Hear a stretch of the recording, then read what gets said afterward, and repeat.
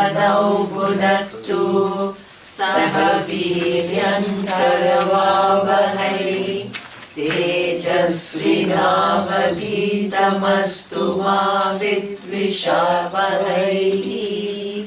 ॐ शान्ति शान्ति शान्तिः।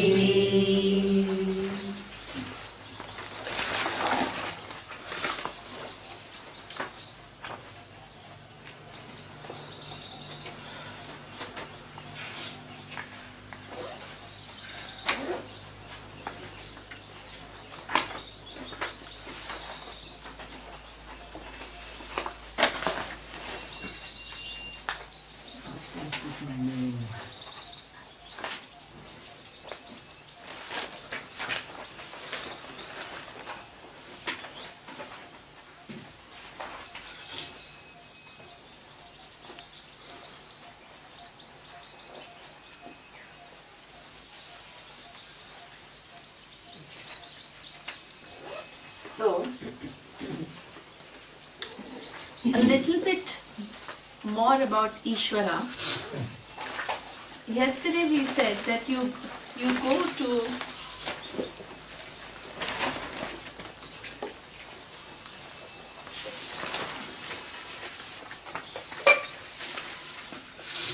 in everything. First he says that whoever is following whatever is actually in my path alone, because nothing is away from me. Okay? And this is something which was very beautifully said by the Sant Tuguduji, right? Like wherever I see you, you take many different forms, but it's you, right?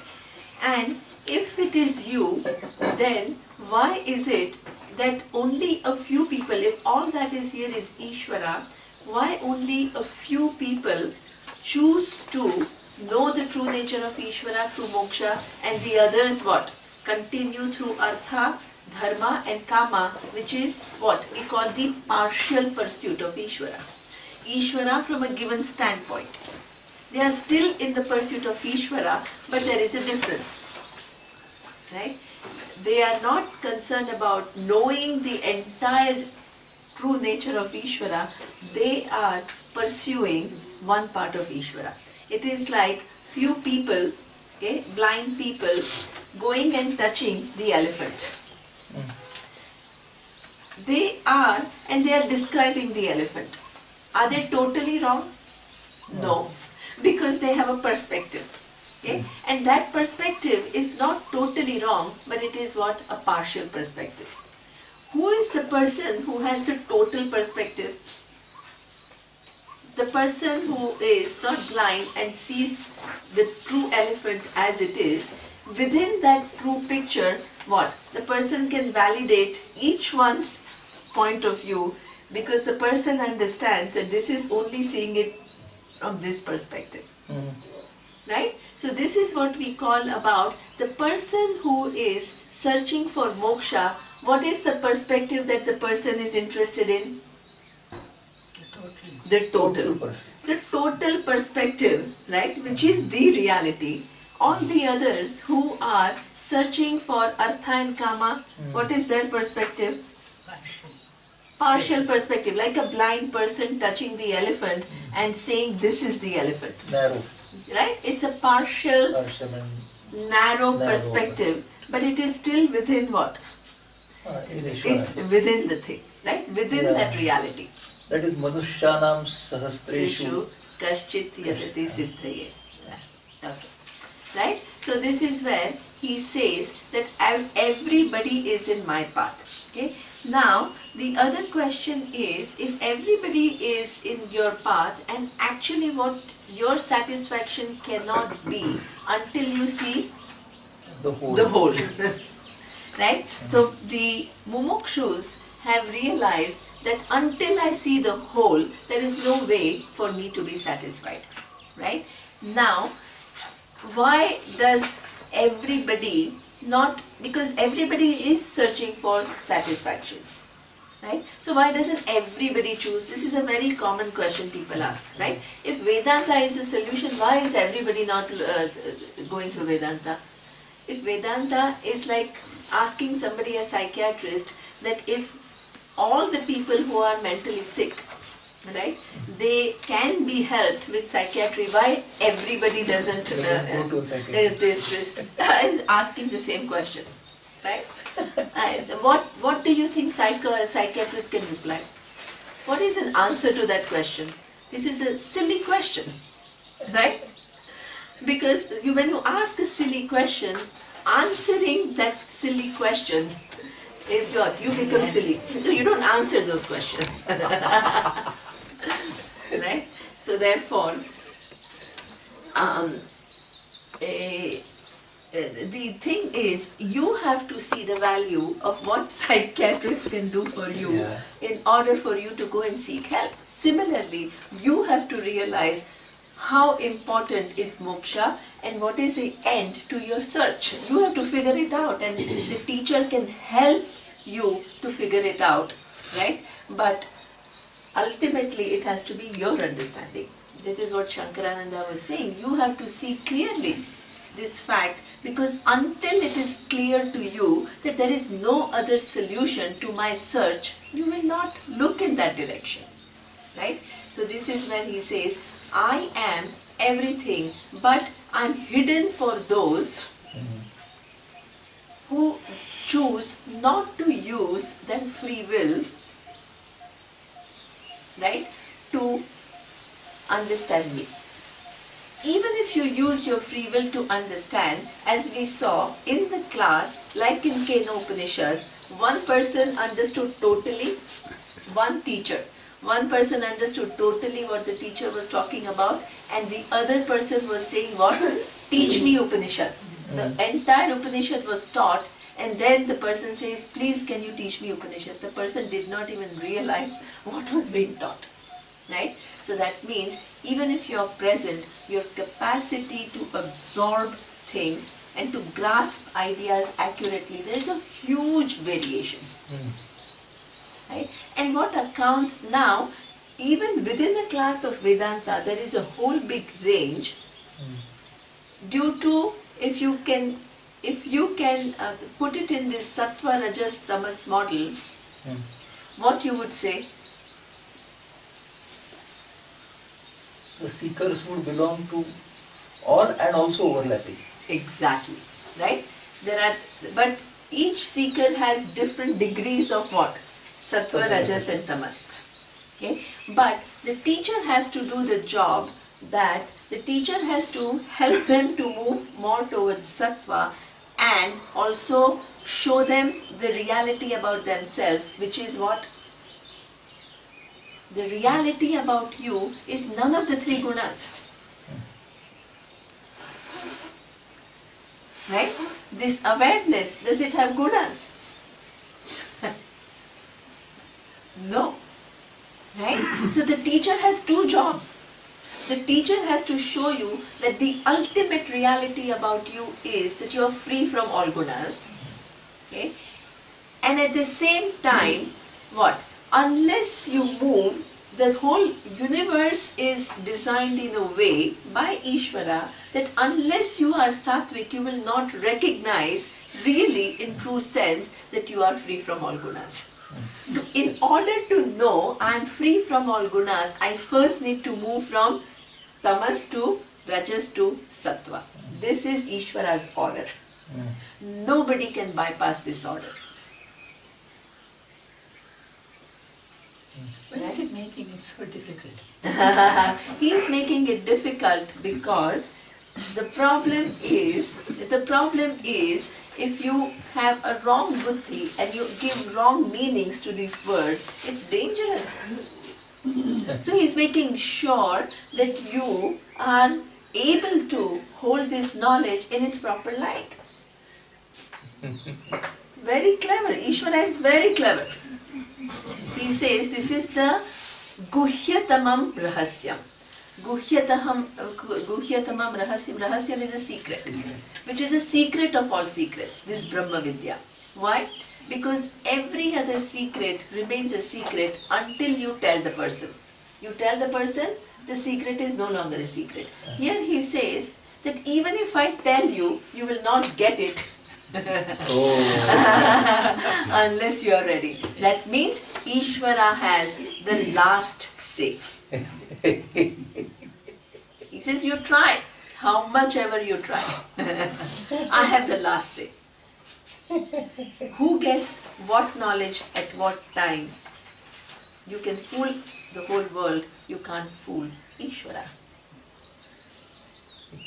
Okay, so this is what, it's very, very important. And this is what he says, that the next verse, it's a very beautiful verse. It says, now you extend this whole classroom itself as so much variation of what? Different gunas and different permutations and combinations.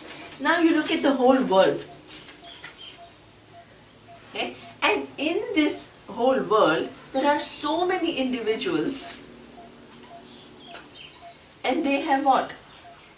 Combination of these three gunas in different permutations and combination. Okay, so this is where the next verse is an interesting verse, right? Here he says, Tribhir gunam mayai bhavaihi Edhi sarvamidam jagata mohitam na bijanati mamebhyah paramavyayam. You will chant after me. Tribhir gunamayai bhavaihi Tribhir gunamayai bhavaihi Edhi sarvamidam jagata Evi sarvamidam jagata mohitam na bijanati Mohitam na vijanati Mamebhyah paramavyayam. Mamebhyah paramavyayam. So here he says that when you extend the three guna to the whole world, you will have all kinds of people in it. You will have criminals, you will have saints, you will have doctors, you will have artists, you will have scientists, you will have sociologists, you will have all range of people. So that means the whole world is full of variety of all different kinds of people. With my orientation, it is easy for me to think that in that saint or in that scientist there is Ishvara. That scientist is one manifestation of Ishvara, right? That artist is one manifestation of Ishvara. The saint is one manifestation of Ishvara. But when it comes to the criminal is also a manifestation of Ishvara. The thief is a manifestation of Ishvara. Okay? Then I begin to have difficulties, right? You said, my God, Ishvara is also this horrible criminal who kills I don't know how many people. And the same. Yeah? And I and that person, do we enjoy the same reality? This is where comes a huge difficulty. Right? That is the first thing. And the second problem that people can potentially have if you are a thinking person and say, if Ishvara is everything, then what? How many people in this world are suffering? Almost everyone, in one way or the other. Right? So that means, before I thought that suffering belongs to me, now if everything is Ishvara, all this compounded suffering belongs to whom? Ishvara. To Ishvara. So that means I load Ishvara with all the compounded problems. Compounded diseases, compounded sadness, compounded jealousies, compounded everything. Yes. Because everything is Ishvara now. Right? So this is another logical problem. Okay? So this is where he says that when you look at the Jagat, what do you see is Tribhir gunai bhavaihi. When you see the Jagat, you see expressions of three gunas, right? Different permutations and combinations.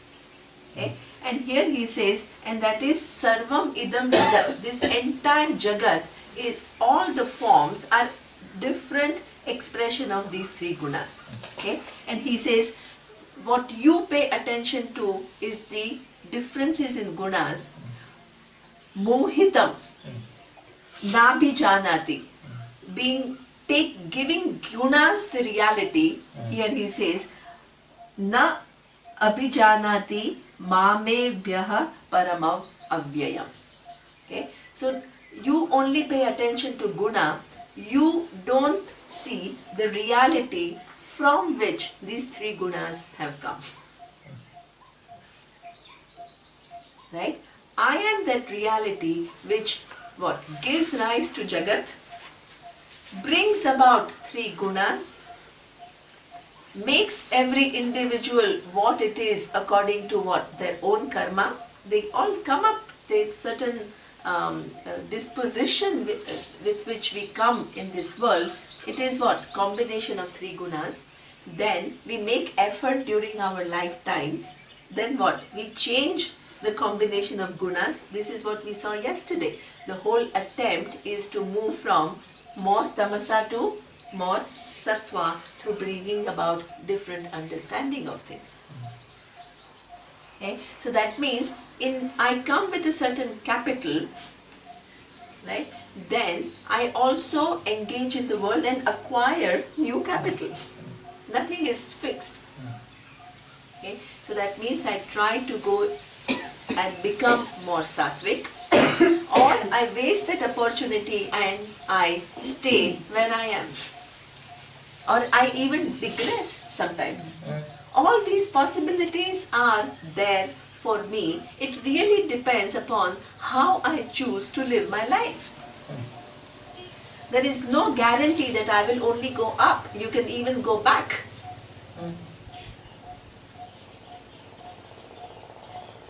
Right? So this is what he says, that all these possibilities are within the order of Ishvara. Is Ishvara affected by all these gunas? No. How do you know that Ishvara is not affected by these gunas? Anand. Because he is beyond those gunas, although he has given the gunas. It is like that dream that in the meditation he was talking about. Excellent. Excellent. Right? Now, you have anything to add? Like I was thinking, everything is in me, but I am not in everything. Excellent. Very, very good. Right? Here, to understand that Ishvara pervades everything, and at the same time, Ishvara is free from everything. This is the crux of Vedanta. Because if you don't understand that, you will load Ishvara with all kinds of problems. Okay?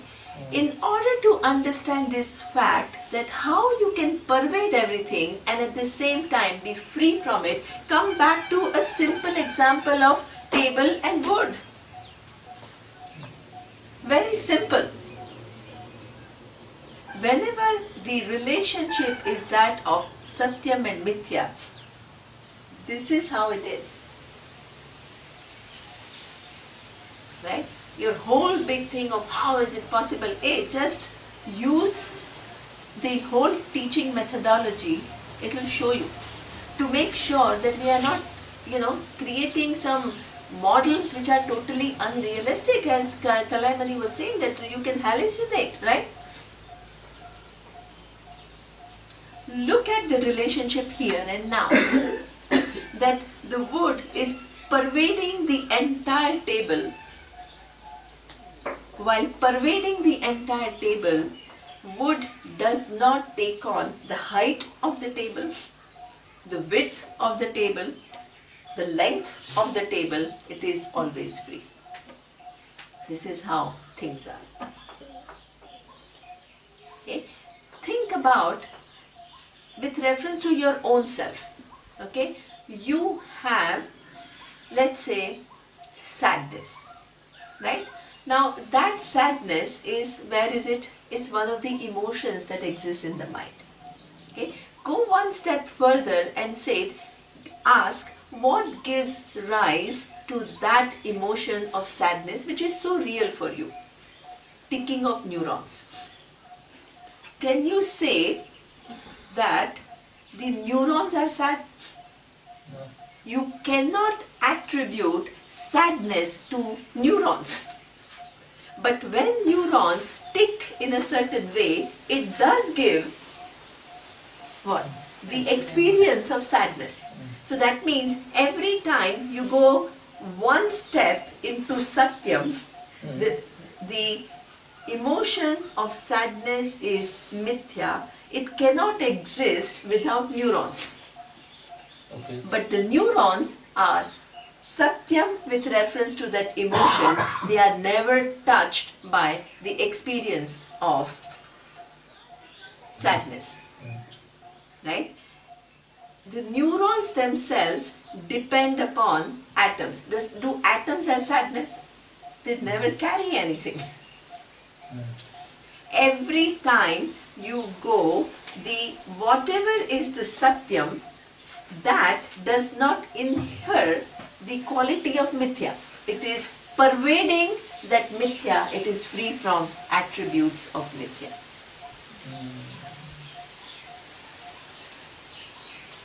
Right? If I show you this reasoning, then I go all the way, right? So that means I feel sadness. Sadness cannot exist without neurons, but in neurons I cannot attribute sadness. The neurons cannot exist without atoms. Atoms are not sad. Right? So therefore, the world is arranged in a way that if atoms are not sad, you cannot attribute sadness to the atom. Can you attribute sadness to that intelligence which makes atoms what they are? Organizes the atoms to become neurons, organizes neurons to give you the given experience of sadness, which is your karma phala. Can you attribute that sadness to that intelligence? Think about it.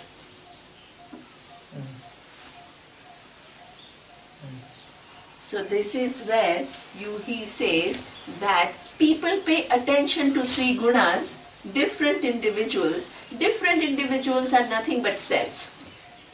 With all these, in fact, his one of the songs was that everybody is matti only.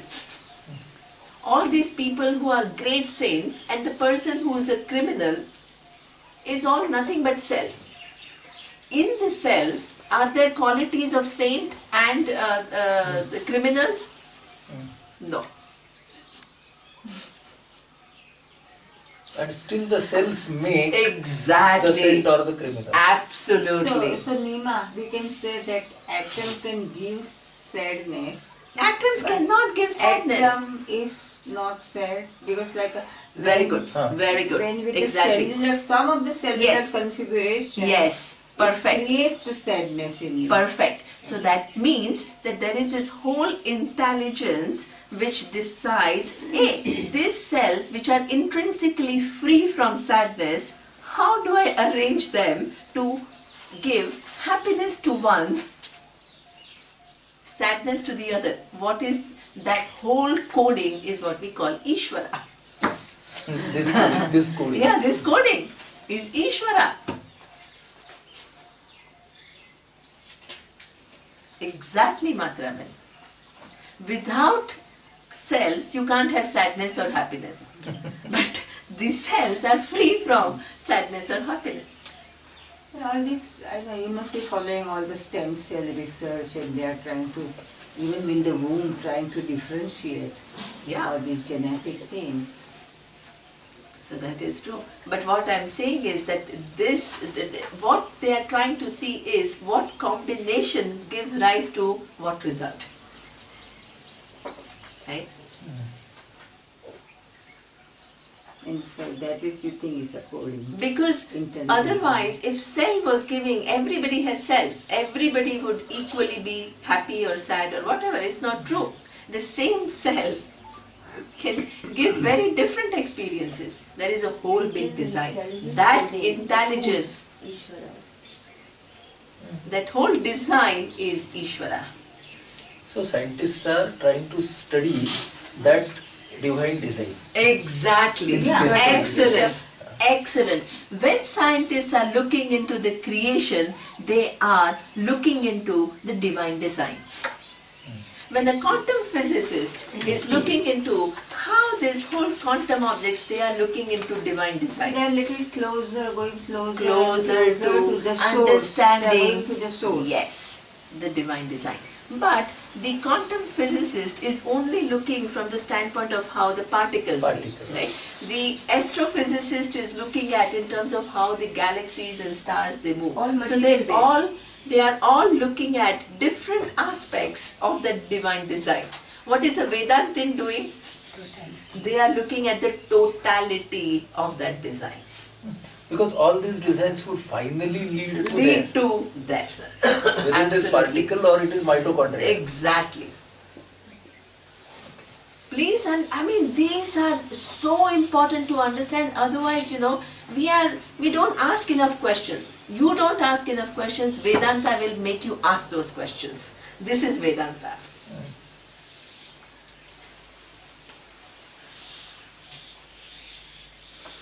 Because your buddhi is not even fine enough to find out what could be potential problems with what we are seeing. Then we raise those questions and we answer them.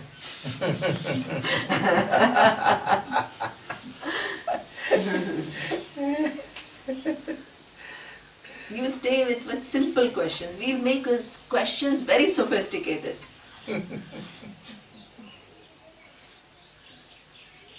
Yeah, I don't even know I could ask such question. Exactly. You don't even know you could ask that question. That's why we say this is not ordinary knowledge. Right? So therefore, he says, you only look at gunas, you miss me, which gives rise to those gunas, but I am always free from gunas. Right? You need to know much more about the creation than what eyes can meet to solve the equation. In every knowledge is like that. The reality is when you begin to inquire and find out, things are very different from what is the apparent. And you want to stay with apparent and you want to know the truth, and you are unwilling to shift your vision of apparent, there is no knowledge that can take place.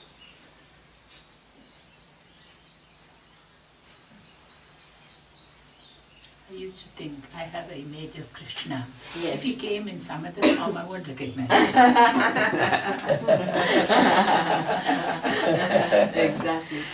Absolutely. If you think this is Krishna, you will never, even though he comes, right?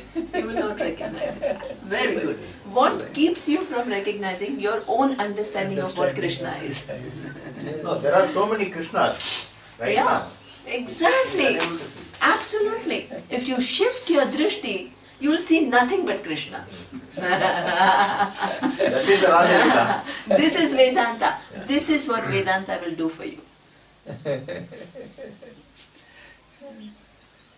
Right? So this is where he says, Trigunai bhavehi. We pay attention to gunas, we forget the intelligence which gives rise to that guna, which is giving rise to this guna, it's free from all gunas.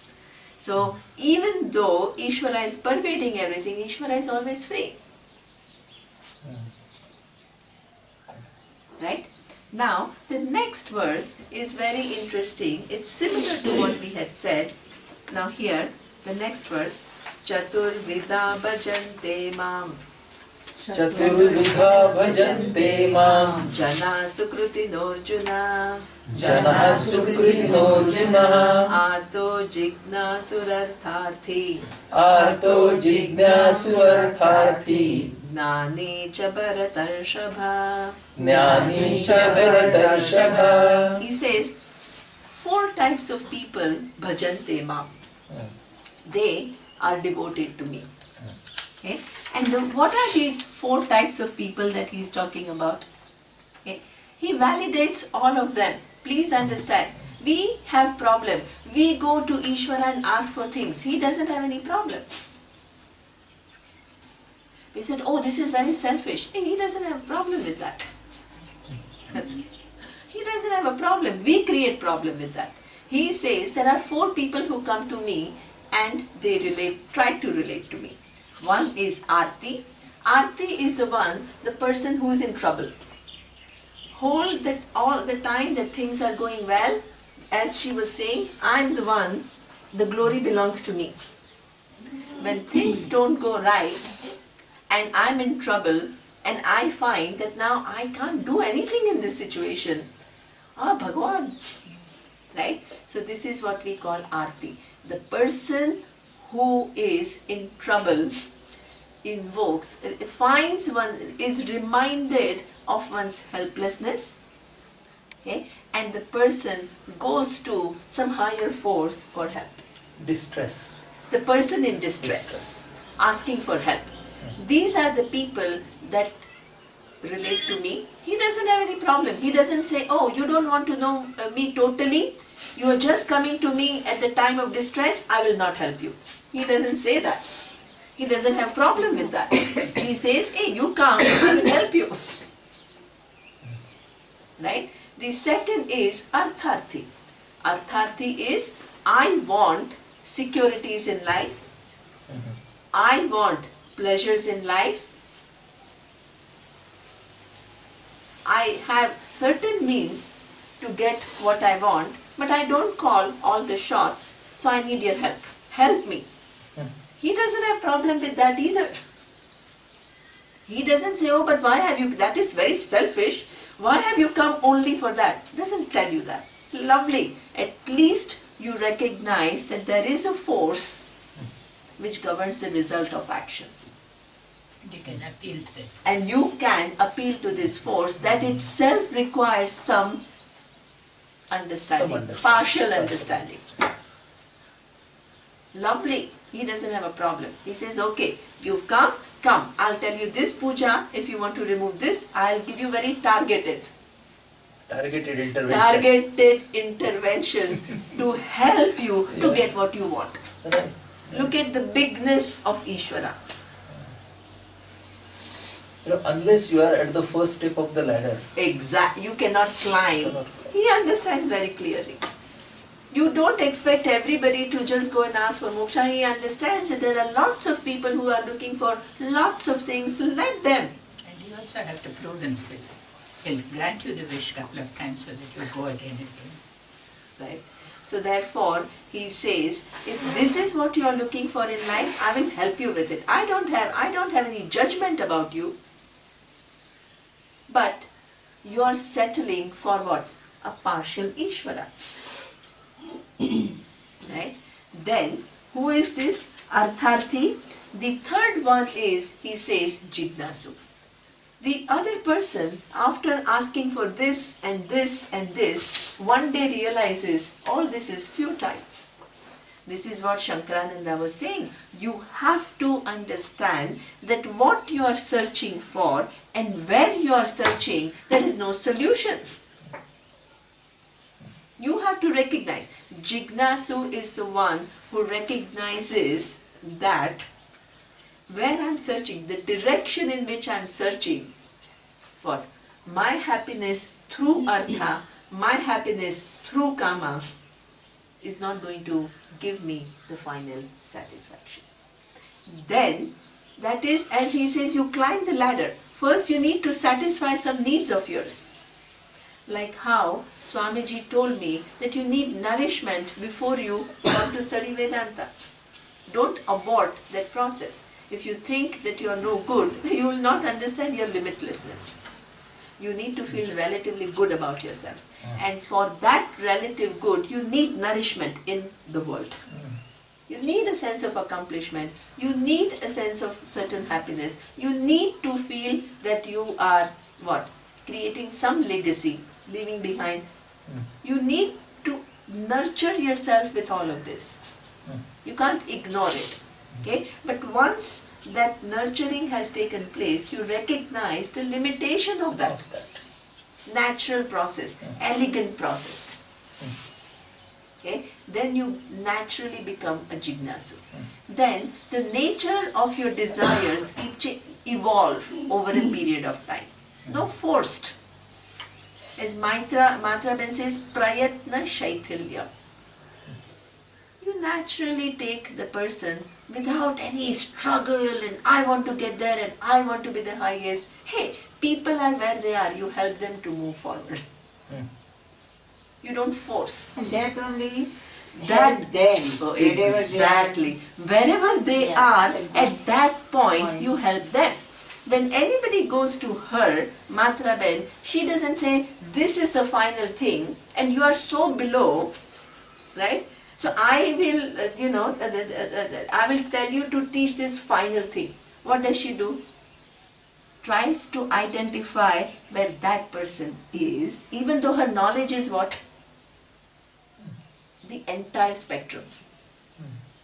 What does she do? Hey, this is what you need right now. I know all this, but what is needed for you right now? This. I will help you. Then take you to the next level. Then take you to the next level. She can do this whole range without judging the patient.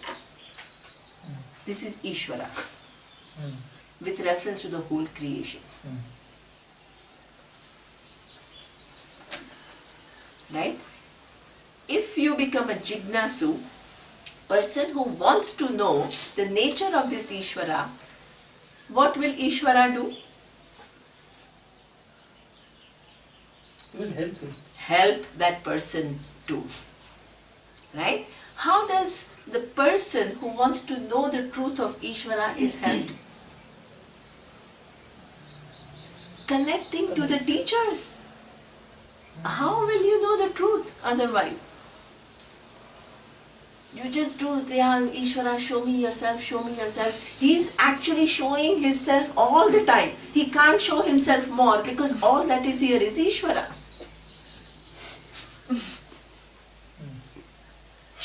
Where is the problem? Ishvara is showing in form of tree, in form of mountains, in form of river, is constantly showing you. But you don't see Ishvara, you see what? Only the forms. He gives you that guru in his bhajan who makes you see Ishvara in everything. Hey, I'm here all the time. What has been Drushya. Drishya is always there. I'm always there. I'm removing your veil through a teacher who can show you I'm here all the time at all places. I'm never away from you. Okay? Jignasu is helped with the teaching and the teacher. This is why Anand's, it was beautiful. I love that thing, Tugada, whatever. Yeah, exactly. Right? So he says that Guru is required because Ishvara cannot reveal itself more than it reveals. Only your veils have to go so that you see Ishvara everywhere. And the teacher does that job.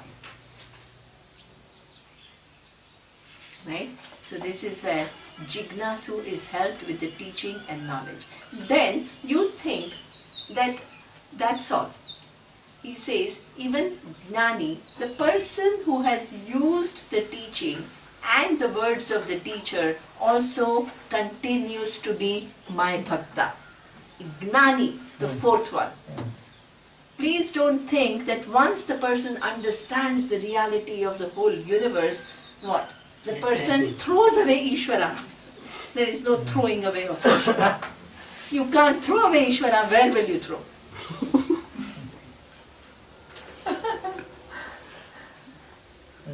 Anybody who thinks that, oh, in Advaita we are getting sophisticated and we don't no longer deal with Ishvara, we deal with Brahman, they are so deluded.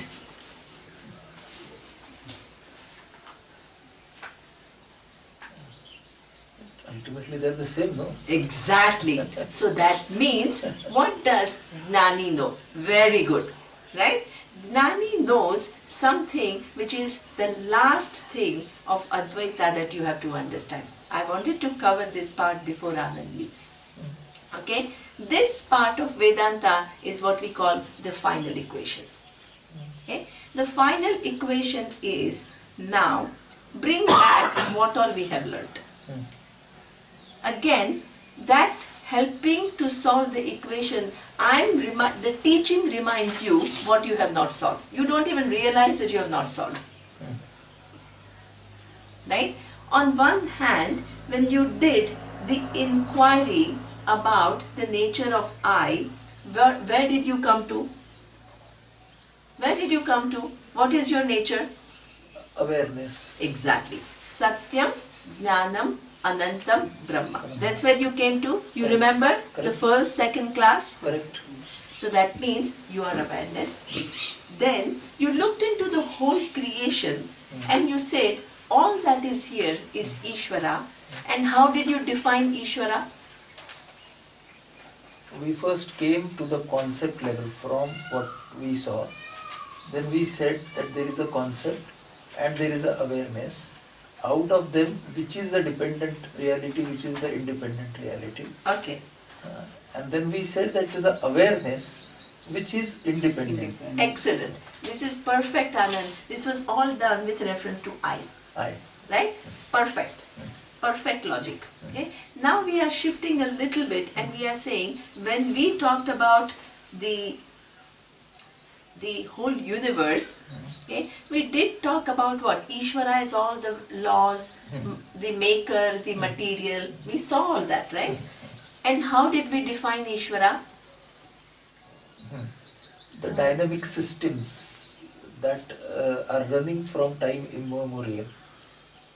Excellent. The laws. The laws. One of the manifestation is the laws. The second manifestation is what? Intelligence. Sorry? The intelligence. Exactly. When we talked about, perfect, right? Then what we said is not only the laws, it's also what? The forms which are governed by laws. Right? So that means we said it is nimitta upadana karanam. It is the maker and it is the material. It's not only the webs, it is also the jewels in those webs. Like how she shows through her sand paintings. Right? So then, what did we really said is what Vinod is saying. We said Ishvara is that intelligence, Sarva Jnaha, Sarva Shaktiman. This is how we define Ishvara. Correct. That all intelligence which has all power to what? First bring about different objects and what? Different laws which connect different objects at all levels. Right? Correct. So that means when I did one side inquiry into my nature, I came to this awareness, Satyam, Jnanam, Anantam, Brahma. And when I looked into the nature of Ishvara, what I came to is, as Vinod says, Sarvajnaha, Sarvashaktiman. Correct. All knowledge, all intelligence. Are you with me? Yes. Okay. Now, we need to find out who is Gnani. Okay. Gnani has solved one more equation. He has asked one more question. What now? I still have two things, seemingly two things. One is awareness and the other is all knowledge and all power. What is the relationship between awareness and all knowledge and all power? Gnani, in order to be a Gnani, has asked one more question.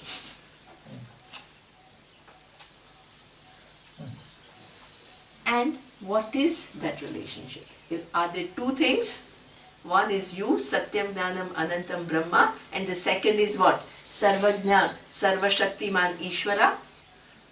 So with that awareness, how do I recognize you? Ah, excellent. Excellent. So, very good. That is right. Very good, your answer is right. Right? It is right. What is the in order to finally know the reality and reconcile everything, I need to now find one more relationship, which is what? Between awareness and all knowledge and all power. If there are two different things, what? There is still duality, Yeah.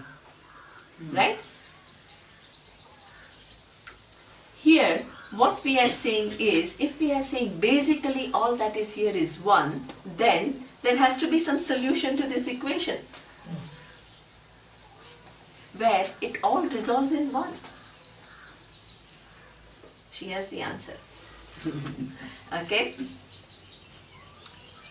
Look at, in order to solve this equation, you need to ask one more question, that if they both enjoyed the same order of reality, awareness and all knowledge, then there are two things. Okay? Now, let me see if there are really two things, or there is again a relationship of Satyam and Mithya.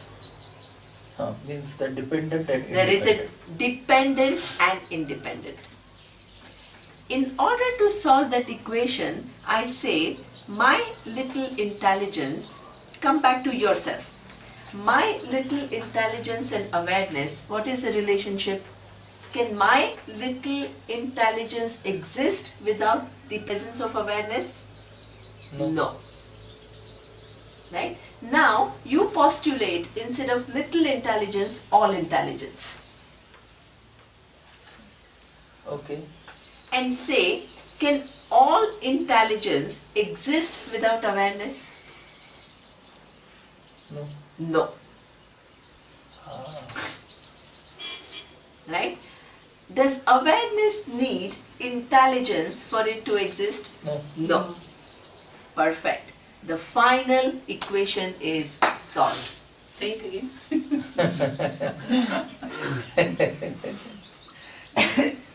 The relationship is, on this side I found awareness, this side I found all knowledge and all power. Okay? Then I say, hey, what is the relationship between this awareness and all knowledge and all power? Can all knowledge exist without awareness? No. Does awareness need all knowledge for its existence? No. Right? So that means that all knowledge and all power itself has its reality, which is what? Awareness. Right? Awareness is the final truth. This is where you can say, I am Tat Tvam Asi. I am Ishvara. At that level. At no other level.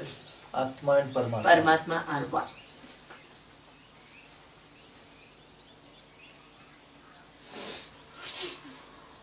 Okay?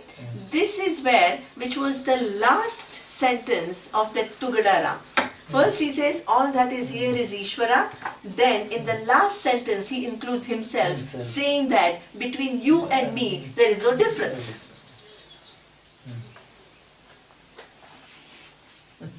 Because when I look into my truth, I come to awareness. When I look into the truth of Ishvara, I also come to awareness. Ishvara knows this truth. I don't know it. Ishvara makes me see, hey little one, you and me are the same. This is the teaching between Krishna and Arjuna.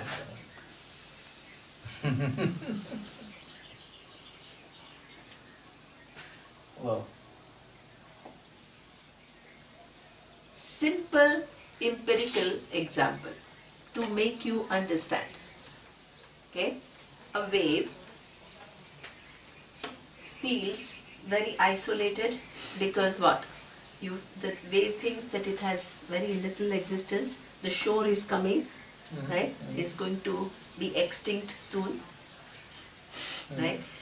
While the shore is coming, it compares itself to all the other waves, feels small and insignificant, has no connection to anything, is mortally afraid, trying very hard to manipulate the world so that can gain something. A wise wave comes and he says, Ashocha nanvashochastvam. You are grieving for no reason. What? Are you asking me not to grieve and block my emotions and not to have the feeling? He says, no, I'm not so stupid.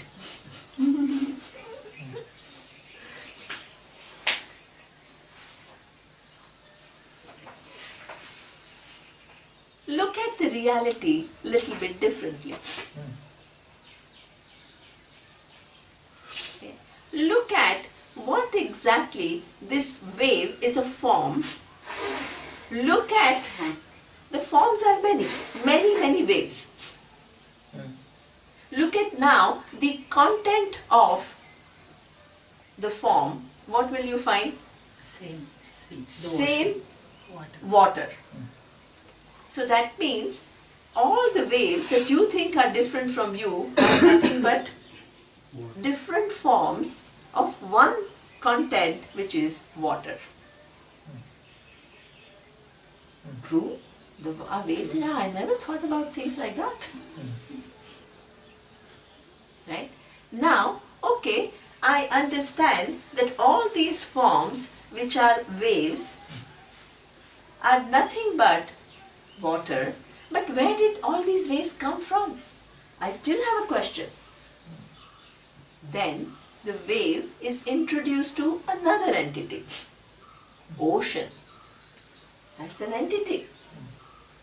Ocean, from where all the waves come, by which all the waves are sustained, and unto which all the waves go. We said, oh my God, I never looked at it like that.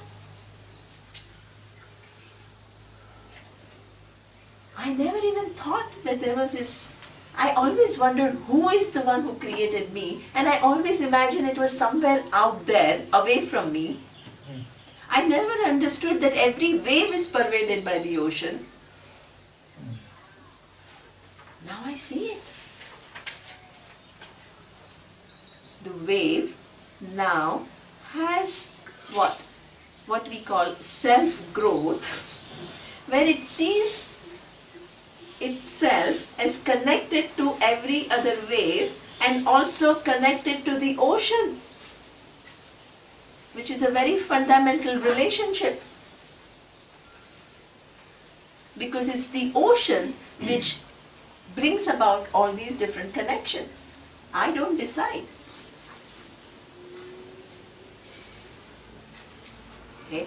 Now the wave recognizes all the different waves, also recognizes the presence of ocean within which all the waves are arranged. Then the wave has the final question. You told me I am nothing but water, and now you are also telling me there is another entity called ocean. If I am the water, what is my relationship with the ocean? I am the ocean. Oneness. So the wise wave says, hey, it's true, you are very smart. When you looked at your true nature, you came to water. Now I am making you see the ocean. Right? Now I am making you ask, what is the truth of that ocean? That ocean which sustains all the different waves. What is the ocean? Ocean is also nothing but water. So that means all that is here is water. On one hand, it appears as the ocean, the totality, which contains every small part. And on the other hand, it appears as what? One individual, which is what we call individual, wave. From the standpoint of the absolute reality, what is there? It is only the water, because the ocean itself depends upon water for its existence. Right? Does the water have either the oceanness or waveness? No. It is free from both. Right? So this is the final reality. The water is neither ocean nor wave. Both depend upon water for its existence. Pervading both the wave and the ocean, it is free from both oceanness and waveness. So It any transcends. form, any Any form, form, structure any is free of. exactly, right? Yesterday, bring back Swami Shankarananda. What was he saying? He was saying, he was giving a very interesting example. If you want proof that Vedanta is right, in fact the logic he gave is, in one logic you can show how Vedanta cannot be negated. He did a brilliant job. Okay? What he said is, take a simple example of a tree. Okay? And you ask this question, the tree has treeness. Okay? Does the treeness belong to a tree or a non-tree? Ask this question.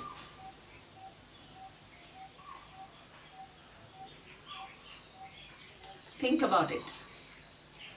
If you have a sharp logic, you can get this example. Otherwise, it's confusing. You have to right? have a virginal It is- tree to have a exactly, treeness. exactly. Right? So that means there are two possibilities, that either the tree has treeness or non-tree has treeness. Right? Two possibilities. If you say the tree has treeness, then the tree already has treeness. Where did that come from? This way you will go to what? It depends upon another tree. Then that tree has treeness or no treeness. You will go to infinite regression. You can't find the answer. Okay? Then you have to say a non-tree has treeness. Then you can say, how is it logically possible to have a non-tree having treeness? It's not logically possible. Right? What is the only possibility? The treeness is as though there is one non-tree which appears as everything. Tree, mountain,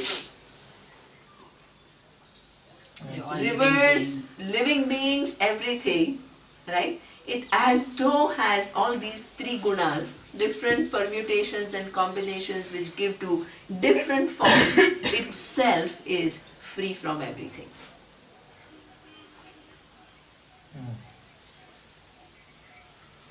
Because just like tree, you take any object, ultimately you have to have one thing, right, which is free from all the things to become everything. This is a little complex. Chit. Huh? Chit. Yeah, Chit and Sat. Sat and Chit. Right? That awareness which is free from everything as though appears as having many different attributes. Itself is free from all attributes. Water appears as ocean and wave without ever taking on the attributes of ocean and wave. Simple. Yeah. Simple. If you are standing at the shore or in the mid-ocean, Yes. and if you take this, it is going to be water. Water. Right? Exactly. When you are touching the ocean, you are touching the water. When you are touching the wave, you are touching the water. Yeah. In the past, in the present, and in the future. The water doesn't take the smallness of the wave Or the or bigness the bigness of the ocean. It is H2O, free. Wonderful. Yes. Right? So smallness and bigness are all within what we call Mithya Jagat.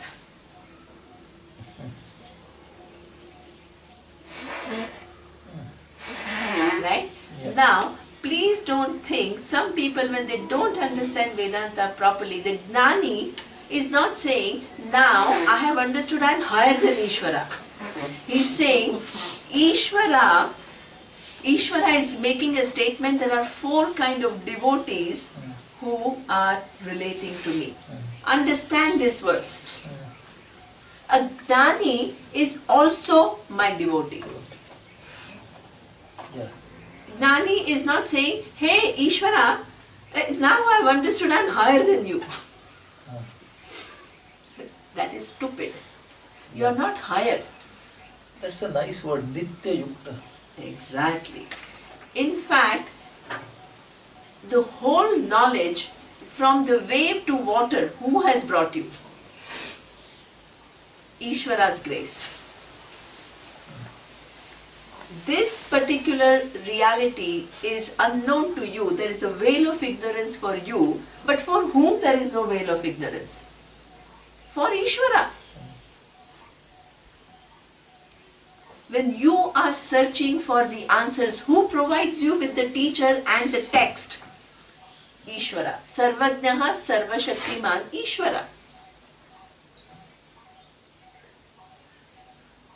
Say the teacher could teach. Who learns? How do you learn? The learning comes. Everything happens within Ishvara. You can't bypass Ishvara. The teaching is given from, in Brahma Sutra, there is a beautiful sutra which says, hey, what is the origin of this teaching? Where does it come from? Where will you attribute it to? Sarvajna Sarvashaktiman Ishvara, which has the key to the creation, key to the puzzle. Where does it belong?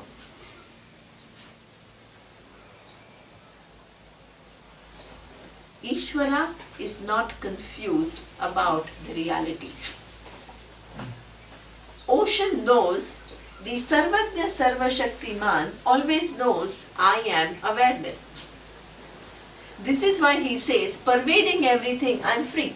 Ishvara doesn't have confusion.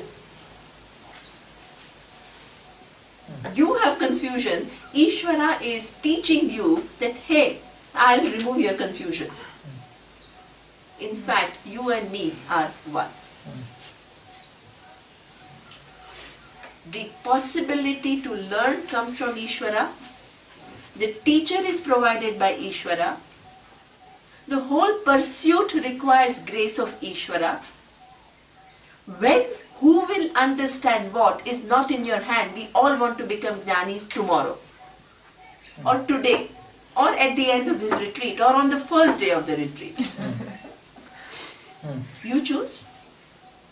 Follows laws of Ishvara. Why Ishvara has made it very hard?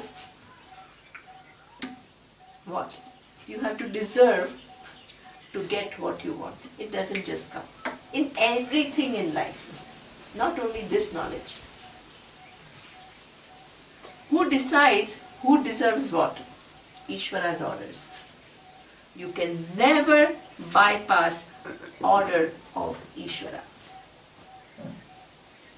A Gnani who knows that ultimately there is oneness between I and Ishvara, who has lifted that veil?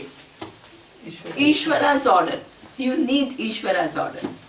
When that veil gets lifted, who do you thank?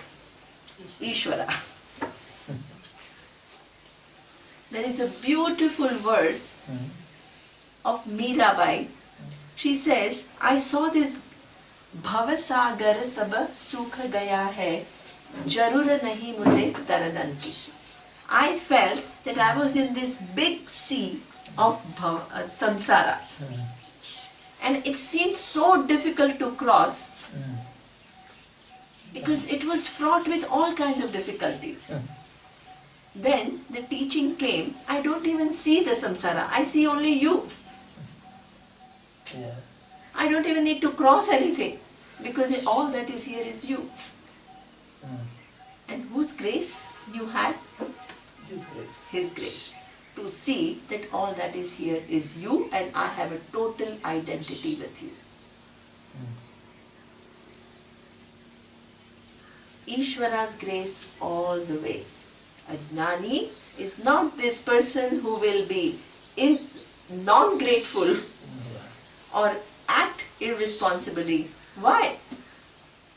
He sees everything as manifestation of Ishvara and is infinitely grateful for Ishvara for taking the person from this struggling person to this person who discovers this reality and revels in that reality. Always thankful to Ishvara. So now what happens? Then, if this person knows one's identity with Ishvara, that person can play a very important role in the scheme of Ishvara. Ishvara uses that person to what? Make everybody else see that reality. The person says, hey Ishvara, you have put me in the place where you have blessed me with this knowledge. I continue to do what? Play my part and remove others' ignorance. Veils and veils of ignorance so that they can also see the reality as I do. So he helps to stabilize the system. Exactly. He becomes an instrument that Ishvara uses to stabilize the system. Brings sanity to human beings who are suffering. Right? Yes. So this is what a gnani is a devotee. Gnani is, in fact, he says, Gnani tu atma eva me matam. Gnani and I are the same.